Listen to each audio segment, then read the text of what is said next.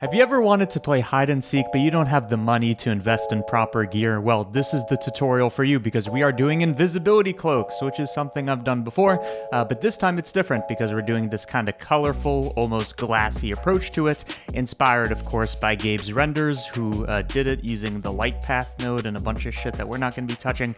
Let me show you how to make this invisibility cloak using basic nodes. So here's the effect that I came up with. Again, it's not 100% perfectly honed like Gabe's because he is the master and only like 16 or something, but we'll do our best. Let's try to recreate this. First thing we need to do is have an object and a cloth fall on top of it, and then we make the material.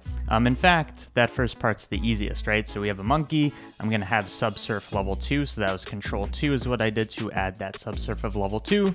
Let's add in a plane. I'm going to make it bigger. I'm going to subdivide it, and the more geometry we give this, the better or the higher quality the simulation is going to be, right? So this cloth is going to fall on this monkey. We click play, nothing happens. How do we fix that? Well, in physics, we make it a cloth, we make the monkey a collision, and boom, we got physics. Maybe something we should do to this cloth is you could either add more geometry so it simulates more, or a cheat. Again, control 2 is going to add a subdivision surface of level 2 after the cloth simulation. So it's not actually calculating this. It's almost like a filter that we're applying up top or on the bottom. Whatever, let's make the material. So now that we have basically our kind of static scene, and everything we're going to do is working for a moving thing. It's going to work for every stage in the simulation, but now that we have a static thing, let's work on it. So before I do anything, I just want to make sure my lighting is correct, especially for something like this that relies on lighting and reflections and refractions. I'm going to be using cycles with the GPU without a light, as you saw I removed the light. And then finally, I know we're moving quickly here, but if you're not moving fast, you're going to be caught in the muck. And I don't have time for slow pokes like you. I'm kidding. I'm not kidding. I'm just applying an HDRI. Okay? Bless you. So let's see. Basically, what we have is an HDRI lighting our thing, and now the material finally. So I'm going to basically use two different materials and kind of mix them together depending on the view layer, or the view angle, really. So I'm going to start off with a Fresnel. Fresnel tells us the angle at which we're looking at this with, which is what is going to give us this kind of refraction kind of look. So as you can see, we can change the intensity of that. So only the very highlights of it, right, where the biggest folds are going to be. And we're going to use this Fresnel to mix two different things. The first thing we're going to use is the actual transparency, which we're not going to use a transparent for, but we're going to use something called a holdout for. So let's plug in our holdout. And the other one is going to be a principled BSDF. So let's see what this looks like. So you can see there's a monkey underneath, but this is actually hiding our thing. So again, what's happening here? Fresnel is giving us this black and white mask depending on view angle. Where it's very black, the bottom socket, which is holdout, is taking priority. Holdout is like transparency, but it's saying don't show what's kind of behind the surface, right? If I had this set to transparent instead, you can see the issue is we can see the monkey right through, right? You could try translucent as well. Holdout does the correct thing, and then on the highlights, we see a bit of a material defined by this principled BSDF. So now the question is, how do we take the principled BSDF and make it look cool? Also, we can change the Fresnel number so it's not as intense. Okay, so principled BSDF, we want it to look cool. Well, first of all, let's make it more of a glassy material. So let's just view this alone. To make it glassy, I'm going to up the transmission so you can see through it. And let's make it a bit shinier.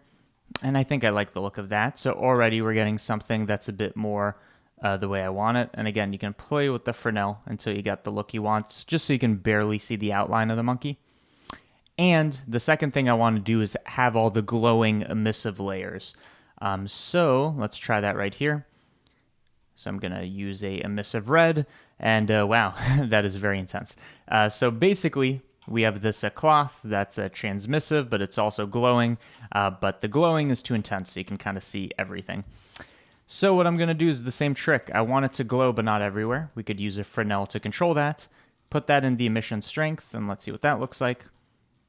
Especially if we play with it. The closer it is to 1, the less intense it's going to be. Something like that, just so, again, we only get the emission on the highlights. Another thing is it's just the color red or green or whatever. I want it to have a couple colors, so we can use the Fresnel to actually generate those colors for us. We send this through a hue saturation node connected to the hue. In other words, the kind of the type of color, the part of the spectrum we're on, right? You pick a color so that we can then cycle through it, and you can see this is generating new kinds of shades. If you want more control over this, again, you can connect your own Fresnel node here and then really control what's going on right there, okay? But this is what I want to control the emission color, plug it in here, and this is what gives us the rainbow look. So it's not just one color, it's a bunch. Okay, so that's pretty good. Can we do better? Yes, let's add the little dots. I'm just adding levels and levels of detail. For the dots, we're gonna use a Voronoi texture, which by the way, so again, all of this works with the simulation. It seems like generated coordinates, I didn't remember if this was the case, but generated coordinates seem to be moving with our cloth simulation. Either way, it's giving this weird thing, right? This is not what a Voronoi is supposed to look like. So what I'm going to do is for the coordinate system of the Voronoi, we're going to use UV coordinates. This is going to make it look more normal, right? This like self-fracture-y kind of thing is now mapping with it because the UV coordinates do not distort during simulation. What I want to do is I want to look at the distance function, increase the size. It's going to make it look like there's a bunch of dots. The reason for this is it's calculating for every shader point its nearest neighbor to a scattered point. Don't worry about it. It makes dots, and we can control those using a color ramp. So I'm just going to do this, bring the other handle to invert it, and now we have a couple white dots. Okay? What do I want to do with these? I want them to also contribute to the emission. So just like before, we could send this through a hue saturation. So now the dots have their own kind of color spectrum thing going on. So exact same thing as before. What we can do is we can mix both of these together, I believe, and then use this for the emission. Something like that with this as a mask. So I'm just trying to add like more levels of detail. So let's see, this is before, this is after. Maybe we need to swap them. There we go. So before, after, we have the dots. But of course, that's not really going to appear on our thing because it's not in the emission strength. So what I'm going to do is finally, again, we're just combining these in some kind of Frankenstein thing, is I'm going to take the dot mask we made. I'm going to multiply it with yet another. I mean, you could try using a Fresnel from before. Maybe that's actually the way to go. Yeah, we could do that.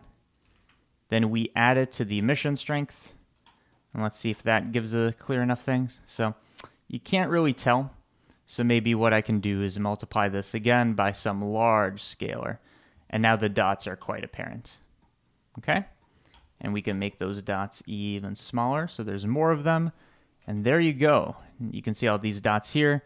And they wrap and beautiful. Okay. More detail, more detail. Our Voronoi texture, our dots, we can animate those. They don't have to all be the same. Using a 4-dimensional noise, you can bring up this W slider and it will generate new dot maps. Do a hash frame divided by whatever, a big number. It's going to give us the frame number divided by 300 times. So it's moving 300 times as slowly. And you can see it's actually animating quite quickly. So let's try 3000. And now you can see this gradual animation. That's going to propagate down our chain. And that looks pretty good. One thing I'm noticing, though, is the facetting seems to be here. I guess you just shade smooth, and that solves it, right? Shade flat, shade smooth. I'm happy with that. So let's see what we got. Only thing I'm not loving is the dots they're there, but they're not too apparent. So I think I'm going to make yet another Fresnel node just for this. So let's see. I want most of this to be white, something like that. And yeah, now the dots are really kind of poking through. Okay, so now we're starting to get this kind of built-up effect. I think there's one or two more things we can do to really take this up a notch, though.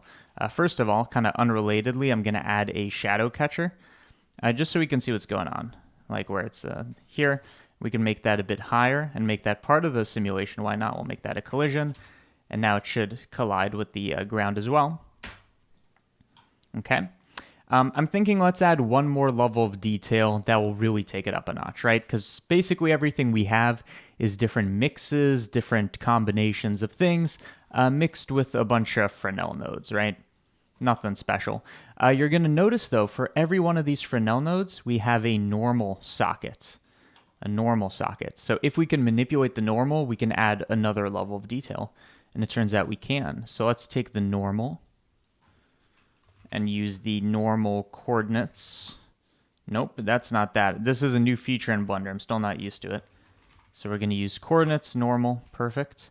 Use that for every single Fresnel node, which shouldn't change anything because it was already using these by default. Okay, so it's using our normal coordinate system, which you can see is modified as this thing bends. What I want to do is add some kind of dripping or stretching to this, which is going to propagate through the Fresnel. Here's a nice way to do that. We're going to use a noise texture, and I think we can use it using the normal coordinates. And yeah, you can see this has a nice dripping effect to it. It's almost like an oil slick or spill or something. We use this to manipulate our coordinates. So the normal coordinates coming in, all of these, I'm going to manipulate them using our drip map. You always set this to linear light. It's just a trick of the trade.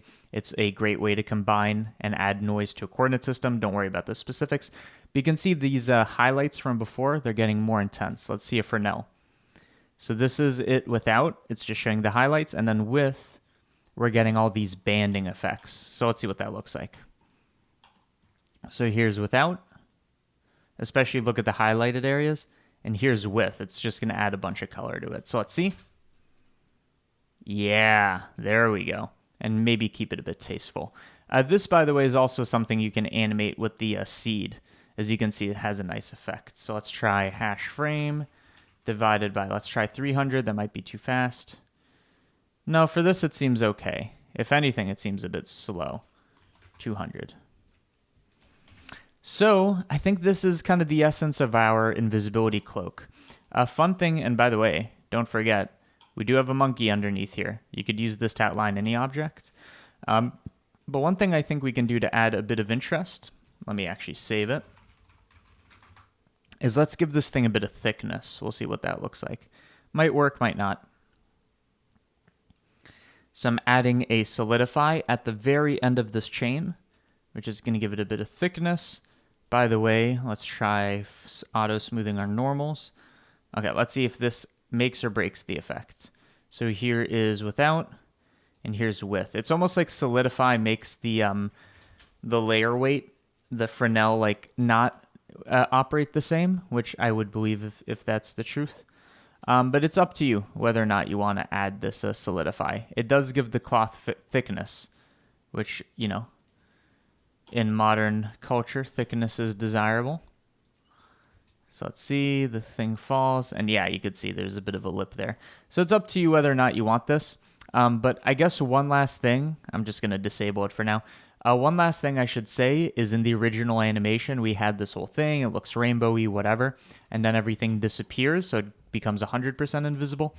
The way I think Gabe did this, if he used Fresnel like I did, is all these numbers that we handpicked, you then animate them to 1. So let's see, I make this one, this is 1, and then finally this is 1, and you can see now it's completely invisible. So you're just going to keyframe those things, is how I would achieve that effect.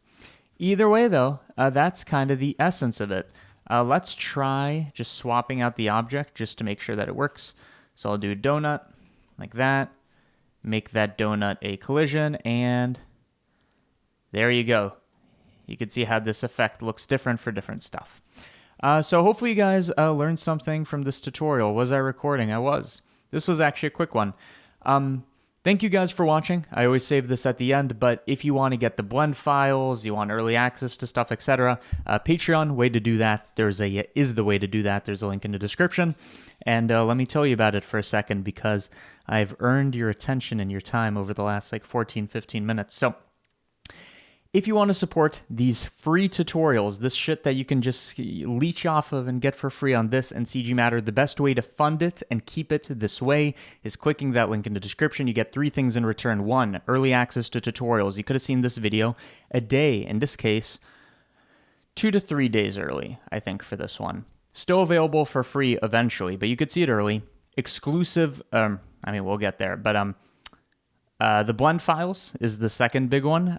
If you want to get this blend without making it, and hundreds of other blends that I've made since like 2019. You can get that there as well. And then finally, exclusive tutorials. Those are tutorials I only post for patrons. They're behind a paywall. They happen occasionally. There's not too many of them because I like to keep this stuff free, but that exists as well. So if any of that interests you, if any of that gives you a boner, you know where to click.